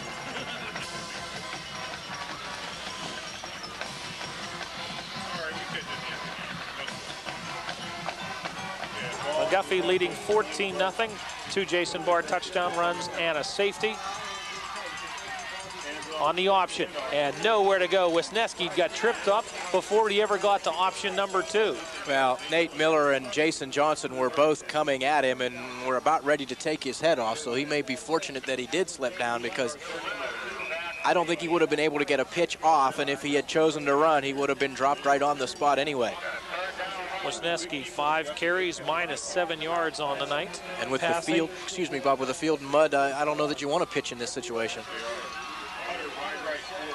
11.5 minutes to go. 14-0. Highlanders in the lead. 3rd down and about 11, back at the 27. Wisniewski rolls to the right, has some room, now throws back into the middle, pass behind the intended receiver, Daritza, incomplete. Jared Johnson with coverage on the play. He reached back and appeared to have gotten a hand on the ball. That time the action in the backfield, Wisniewski got outside the containment and then tried, as he was running toward the far sideline, tried to throw the ball back into the middle of the field and ended up throwing the ball behind the target. Calitri to punt, or at least that's what the formation is. He gets a snap, will punt with the wind, gets the kick partially blocked. It hits out around midfield. McGuffey will get away from it. The ball rolls to the McGuffey 48-yard line, but again, the Highlanders, their second block punt of the night, 11:07 to play in the ball game. We'll come back, 14-0 McGuffey, back in a minute. Okay, one here. Nate Miller again. Kid is bad.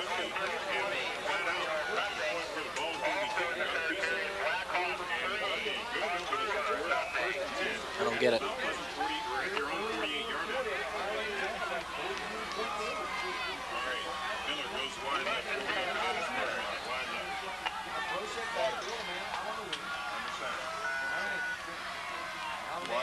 First and 10, McGuffey at their own 48. Handoff to Kesnick, fighting his way for 4, close to 5 yards across midfield.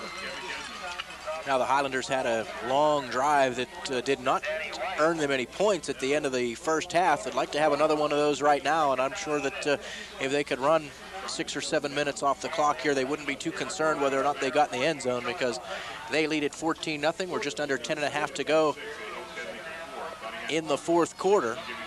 And the Highlanders just looking to grind it out and run some time off that clock.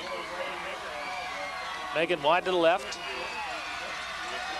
Wing backfield. Barr in motion.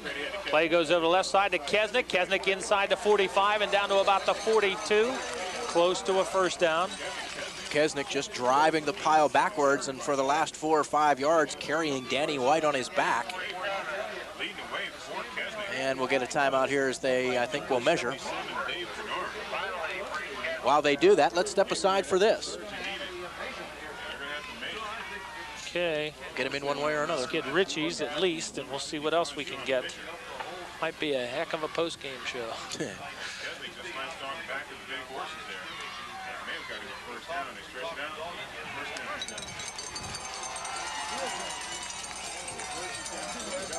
So just one.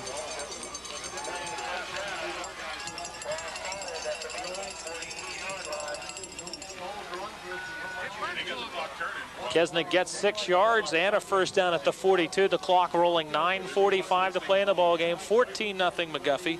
Highlanders with 13 first downs. Mount Pleasant with 3, and their only first down of the second half on the roughing the passer penalty. Waters pitches to Barr. Barr to the 40 and down to about the 39. He'll pick up 3. Wagner again with the kick out block, and then he just got behind Joe Brownlee. McGuffey offensive line just doing a tremendous job tonight, pushing Mount Pleasant back off the football. And when you're a running back and you're a couple of yards, 2-3 yards beyond the line of scrimmage before you even get hit, I mean, that's just what you're looking for. Just get behind those big guys and follow them as they push the defense downfield. Mark Miller wide to the left. See how much time McGuffey can chew up each play. This ball was marked for play at 9:12. Clock down to 8:55, and now the snap, the handoff to Kesnick. Kesnick got forward back to the line of scrimmage only. 3rd down and 7. Ron Slater on the stop there for Mount Pleasant. And Kesnick getting up off the bottom of the pile in no real hurry. Well, the defense took their time getting off of him, and he, as you said, Bob, is not going to be in any hurry to shove those guys off. 42 seconds from ball marked for play each, the last play to this play, so able to chew it up. And that's easier said than done, because it's not like pro or college where you have the play clock here to look at. Fake to one way, handoff to Barr, driving forward inside the 35-yard line. McGuffey will be a couple of yards short. They have to put the ball inside the 32, so they'll need about 2.5 on 4th down. And again, it's hard to say. You know, you don't have that play clock ticking down while you come up while you're in the huddle. You can say, okay, guys, let's stay here. Let's not break the huddle till we get down to about 10 seconds. Or when you get up to the line, you take your time calling the signals till you get inside 5. You know, it's pretty much a guessing game out there. You have to have a real feel for it, and to cut it that close is a heck of a job by Waters. And McGuffey now will use a timeout with 7:32 to play in the ball game, leading 14-0, facing 4th and almost 3, leading 14-0 the Highlanders. If we run out of gas, we should be able to coast to the stadium from here, right? If we're going to do one, we might as well do two. We're on Tree Hill right now. If we run out of gas, we should be able to coast to the stadium. Keep the sticks moving, eat up some more of the clock. I know.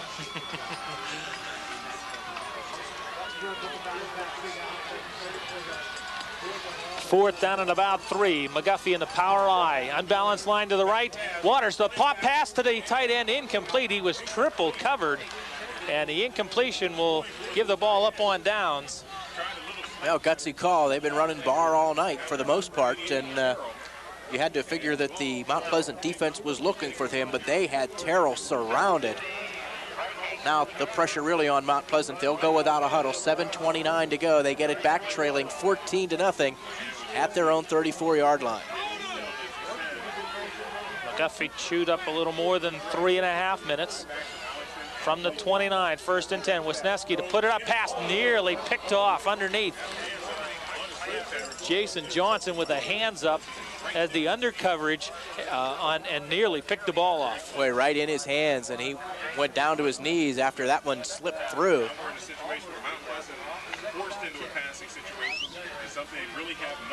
Just 3 first downs on the night for Mount Pleasant, and they need more than first downs. They need points. 2 receivers go to the far side. Billick and Hutter to the far side. Wisniewski rolls to his right, got outside the containment. Going to try to run with it, got hit from behind, slips off of that, gets out close to the 40-yard line. That's where the defensive ends cutting, now pressuring down inside to try to get pressure on Wisniewski. They allowed him to get outside of him. And Wagner ran him down from behind, made a tackle, and kept him in bounds. So the clock keeps moving as we now get down to 7 minutes remaining.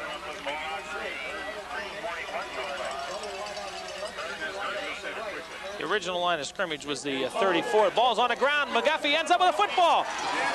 The Highlanders are going to add a touchdown as Kesnick scoops it up and runs it in from about 40 yards out. And McGuffey can see the stadium. Wisniewski never got the football. He came out of there and all of a sudden was looking around. And then he looked around as Kevin Kesnick just zipped right past him.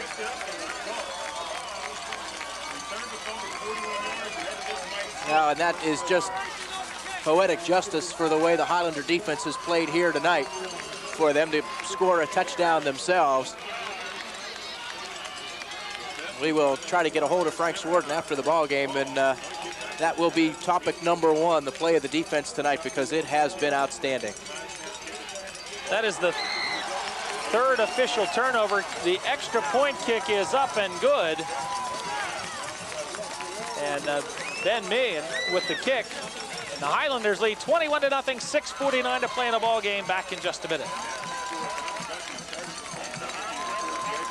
Hey there. Let's see, that's 29 and 11, 40 seconds. Mount Pleasant 0-4-0, 36. Well, homie, we got 1 in. We might as well get 2, huh? Who kicked it? Ben Meehan, 89. 2.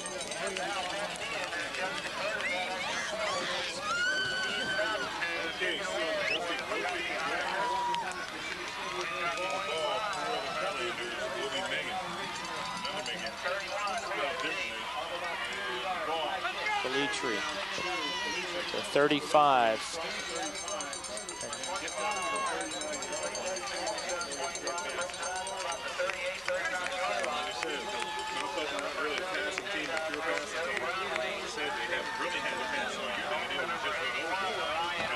After the teams come back up the field, the kickoff taken by Calitri and returned out to the 39-yard line where Mount Pleasant will start 1st and 10.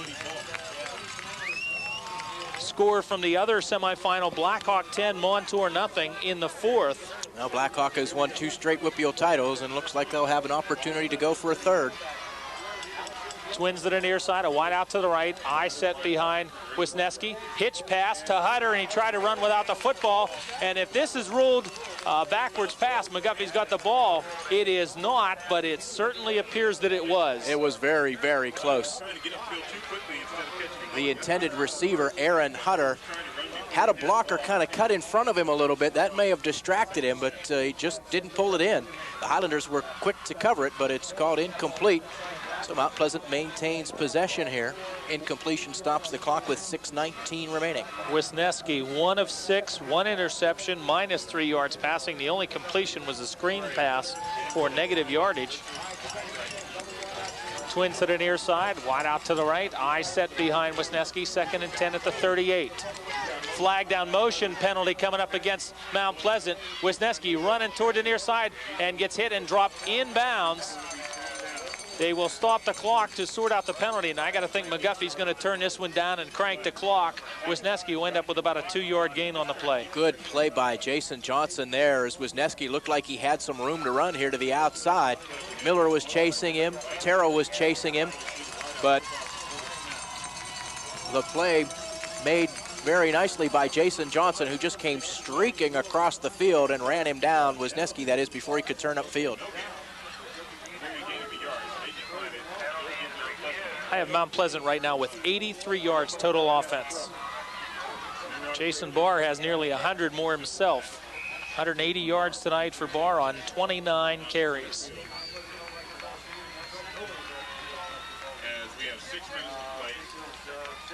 Mount Pleasant back in the huddle, and the clock running now under 6 minutes, not really in any hurry. At some point, the writing begins to come out clearly once you hold it up to the light. Wisniewski throws the hitch pass to Hutter. Hutter's going to try to throw the ball. Rolls down the field, throws it, looking for Billick. Diving attempt at the 15-yard line, incomplete. Boy, just beyond him. Billick dove for it and just beyond his fingertips. And Hutter, who looked like he wanted to throw, then he took off, and then just before he got to the line of scrimmage, he was still behind the line, but he was starting to get dangerously close to crossing the line of scrimmage, heaved one, and very nearly completed it to Billick, but just a little bit beyond his reach. Taritza brings the play in. 5:37 to play in regulation. McGuffey with a 21-0 lead. Every break conceivable went their way in the first half. Starting with Calitri fumbling on first down and the Highlanders taking over. Then they got called on a penalty on 4th down, and it allowed them to keep the football and eventually go in and score. Wisniewski drops, rolls right, throws on the move. Pass complete to the 47, 48, and the spot here, depending on which foot the back judge uses, is going to determine whether or not this is a first down.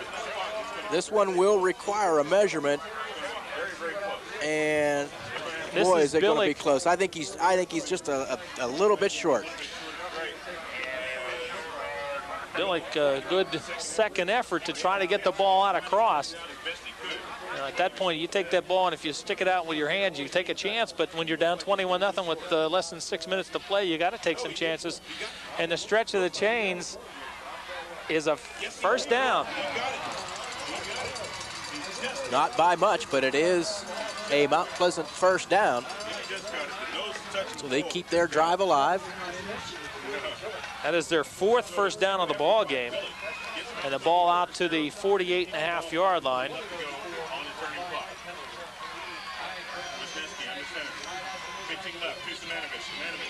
Samanovich gets up across midfield, but finally corralled by the Highlanders, and you know they're not going to be in any hurry to get up off the POW. Yeah, Mount Pleasant still with all 3 of their timeouts remaining as we get down to 5 minutes left, but I mean, they need 3 scores, and they're just not, they're really not a passing team. They're going to continue to run the football, and of course that continues to run time off the clock. 3 wide receivers for Wisniewski. Slips a little coming out our center, gets pressure right up the middle, passes out, and pass battered away out on the right flat. Chris Waters again on the 4th down play earlier in the 3rd quarter, where McGuffey was called for roughing the passer. Waters made a great break on the ball to step in front of an intended receiver and knock a ball down. He did the same thing there, and Miller did the same thing as well. He was putting pressure on Wisniewski, and Wisniewski let the ball go, and that time Miller just pulled up and just kept his hands out in front to make sure he didn't get called a second time.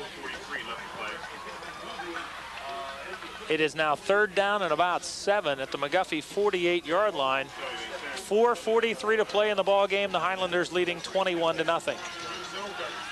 Twins to the right, a wide out to the left. Eye stacked behind Wisniewski. Drops, kept in the pocket, throws across the middle, passes.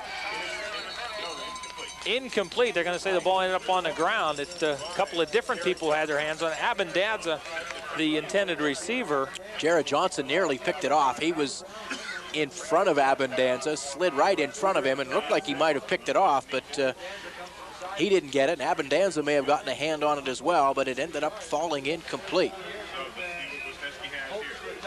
The Mount Pleasant passing game right now at 3 of 11. The big play, Kalitri's halfback option pass to Billick. 4th down and 7. Wisniewski with time, now runs out of it, flushed out of the pocket, lays the ball up for grabs. Pass tipped around, Billick makes the grab and stumbles and goes down inside the 10-yard line. Now Jared Johnson that time was behind Billick, and he tried to put on the brakes, and he lost his balance and fell down. Billick, actually the ball was slightly overthrown. He reached out with one hand, tipped it in the air, and then caught it off his own tip. Billick, 3 catches for 93 yards. It is 1st and goal at the 7-yard line with about 4:20 to play in the ballgame. 21-0 McGuffey. Wisniewski drops, rolls to his right, runs right into the mud to the 10, throws the ball into the end zone, nearly picked off by Jason Barr. Oh, Barr just streaking in front of the intended receiver, nearly picked it off. Chris Waters had the coverage on Doritza, but Barr came from the other direction and just out of nowhere nearly picked that one off. The mud slowed Wisniewski down. It looked like for a minute he might have room to run as he went right through the mud puddle. The Highlanders were running on grass and forced Wisniewski then to have to throw the ball back into the middle. And that was Harry Silvas who kind of closed that lane down that Wisniewski might have had he chose to run the ball. And if you turn that situation right back to the beginning of the second half, if Mount Pleasant makes the choice that it appears their coaches wanted, they'd be down here in the grassy end of the field not playing in the mud. 2nd down and goal at the 7, and now Wisniewski will use a timeout. 4:13 to play in the ball game. 21-0 McGuffey. Back in a minute. Okay, I want 2 here.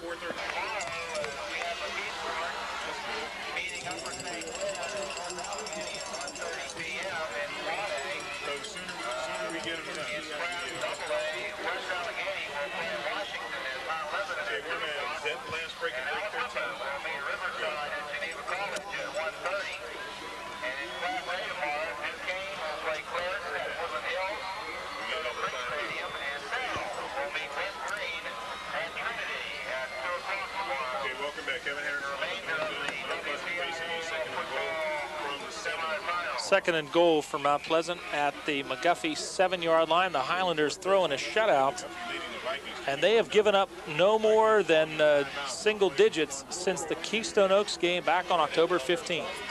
Keystone Oaks scored 13, Seton LaSalle 6, TJ 6, Waynesburg 6, and Derry 3. And so far, Mount Pleasant shut out here in the WPIAL semifinals. 2 wideouts stacked in an eye to the right side. Wisniewski rolls to the right from the 15, runs through the mud, pulls it down, gets to the 10, inside the 5, and down at about the 2-yard line. Pressure from the outside, and then Jason Barr coming up and tripping up Wisniewski. It's hard to get the numbers now as it starts to get muddy, but it was number 61, Chad Pettigo, who had the initial pressure on Wisniewski, but Wisniewski got away from it. Twins wide to the right, Billick wide to the left. Wisniewski hands off to Alexson, and he does not get in. He was wrapped up as soon as he got the football. Good defense by the Highlanders.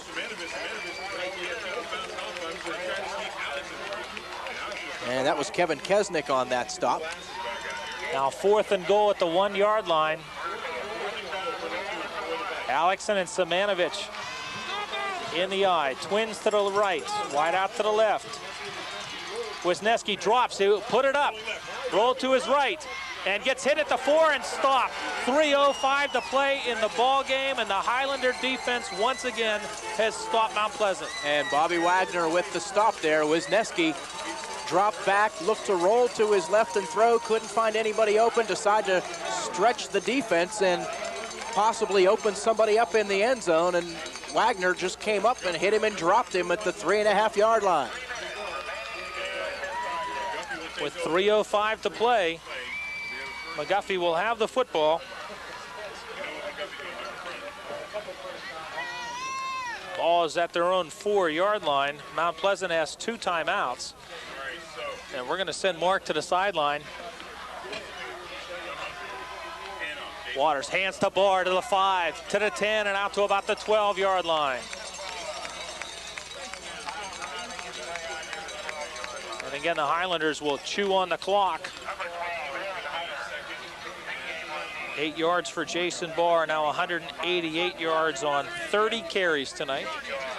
McGuffey is heading to Three Rivers Stadium, a 5 o'clock kickoff next Saturday afternoon, and of course, you can hear it all on WJPA, recognized as the area's leader in radio sports.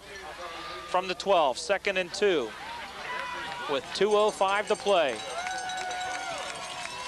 Power eye set, the handoff to Jason Barr. He's got the first down, slips out of a tackle to the 15, running through the mud.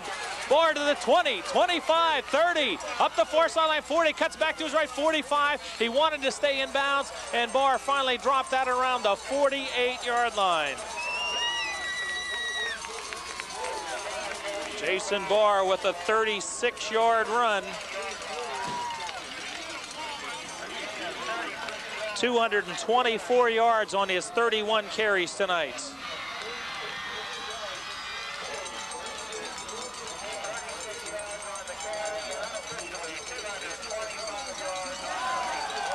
McGuffey with 15 first downs in the ball game.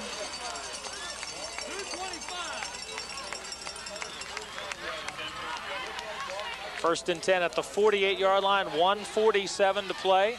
Hand off to the fullback, Kesnick across midfield and down to about the 47. Pickup of about 4 yards for Kesnick, 2nd and 6. And the clock churning down, under 90 seconds to play in this semifinal. And McGuffey will go to the stadium to play for a WPIAL championship.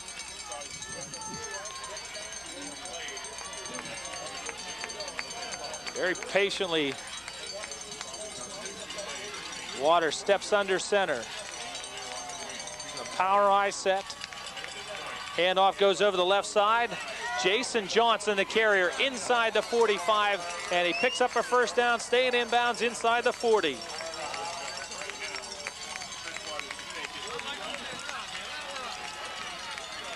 But McGuffey can just run out the clock.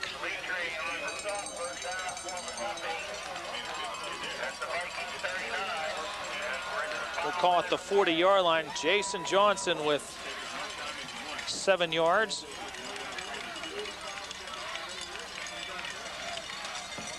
And the Highlanders in absolutely no hurry to get to the line of scrimmage.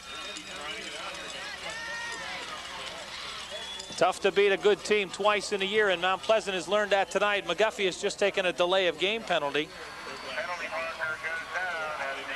Mount Pleasant's undefeated season has come to an end. They will finish 11-1. McGuffey, after struggling in weeks 3, 4, and 5, have really turned it on. And now McGuffey will use a timeout. 30 seconds to play in the ball game. Stick around. We'll hear from Frank Sworden when we come back in just a minute. 2.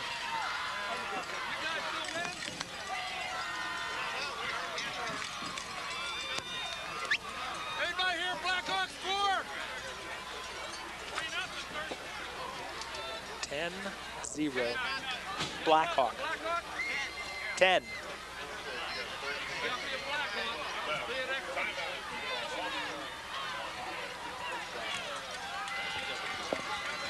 .224. 17, 18, 37, 37, 51, and 90. 141 for them, 224, 268, 275.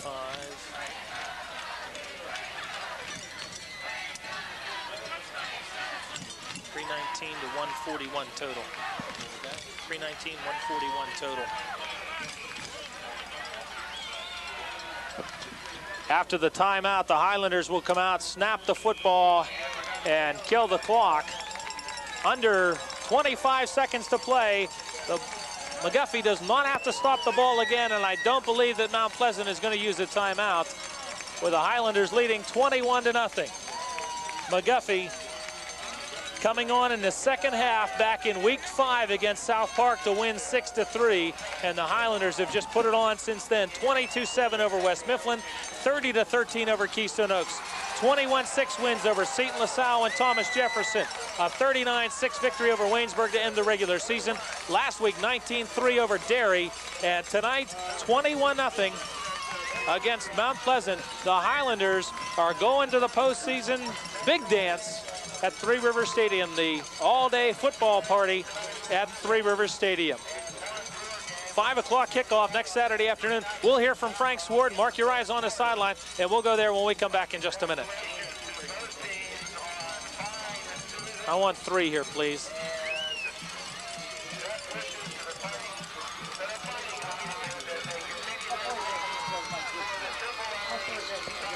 Well, we used it at about 250 yards one day down in Virginia, a handheld mic. I got him down there on a wireless. We did the W&J at Ferrum down there, and where we were was about 250 yards. I've got Wash High tomorrow. Mark's doing W&J. Good kid, boy. Shoo. He's the reason they're going to win it all. The fact that it's not just Babrad, you know, like last year was Babrad. You stop him, you could pretty well. But he, whoo.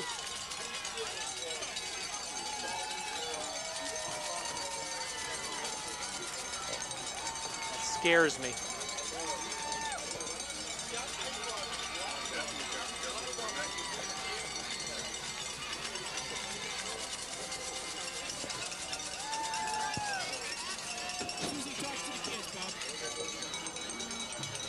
J-Po, you in there?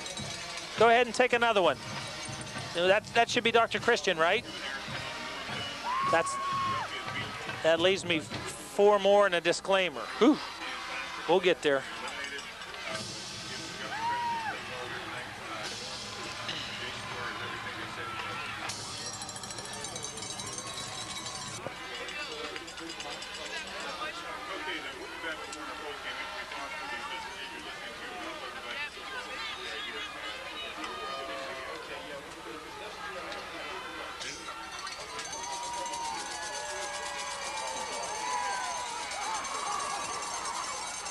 Back at Civic Stadium in Baldwin, where tonight the McGuffey Highlanders have knocked off the undefeated Vikings of Mount Pleasant 21-0. Mark Uri on the sideline with Frank Sworden. Let's go there now. Thanks, Bob. We have Frank Sworden here. Frank, I got to ask you about the defense. It just played tremendous tonight. What kind of adjustments did you make from the first game? We decided to jump around and not let them automatic on us, and we tried to take away every single seam on the line of scrimmage, and we did. Our kids played. What a great defensive effort. That might be the best defense in the WPIAL right there. They went after them. I don't know what they had on offense, but one tremendous effort. And offensively, we got enough to win the ball game. Last check, they were under 100 yards total offense. I mean, you had to expect improvement, but I don't know, could you have expected this much? We were ready to play. We were ready to play all week long. In fact, I think we were ready on Tuesday to play. And I was really concerned we were ready too early in the week. So we kind of slowed things down on Wednesday and Thursday, and it helped our defense. May have hurt the offense a little bit, but how about the passing game in the mud and the rain? We can't pass, right? I don't know how many yards we had, but boy, they were key ones and big ones.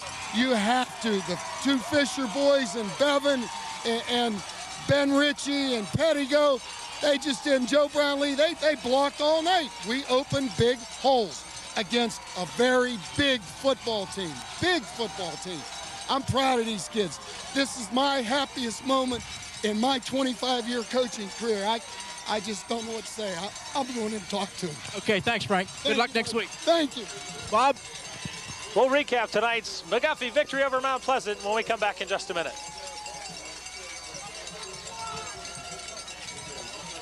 What's that? Final. Okay.